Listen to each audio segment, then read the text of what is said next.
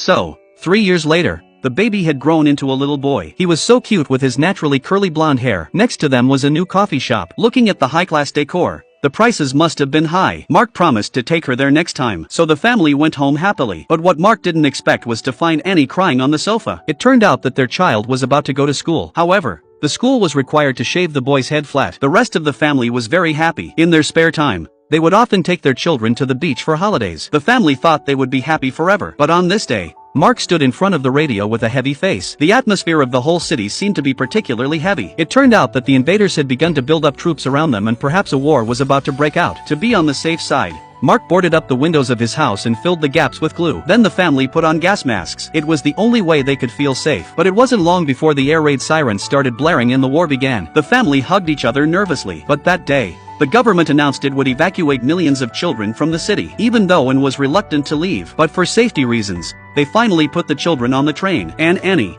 as a mother, was forced to part with her 5-year-old. How much pain must have been in her heart. Back home, Mark built a shelter in the backyard. The next day, Mark was assigned to the fire service. He was in the middle of a smoky, dangerous city, and Annie joined the backup team. Every day was scary for them. The only consolation was a letter from their son. But the turmoil has left the family in shambles. Even the fence in front of the house is being taken down and turned into shells. To make Annie feel better, Mark said he'd build a wooden fence tomorrow. But the war was brutal. One dark night, their house was not spared. So they thought they'd take the time to fix up the house and see the boy they hadn't seen in a long time. The boy had already adjusted to life in the country. When they met, the family smiled for the first time. They also dreamed of having a cottage here. But the house in the city still had a mortgage of over 20 years. When he came back to the city, Mark immediately built a metal cage. When he got inside, it was just the right size. It turned out to be a new bed for them to sleep in at night. But then the air raid sirens went off. Mark blew out the candles, and despite his own fears, he held his wife tightly in his arms. Luckily, the cage was strong enough to keep them safe. It's almost Christmas Day. People were finally reunited with their children. There was singing and dancing and smiles on everyone's faces. But one of Mark's colleagues couldn't be happier. The night before, a bomb had silently taken his son. Mark apologized. I don't know how long it took, but as the sun rose,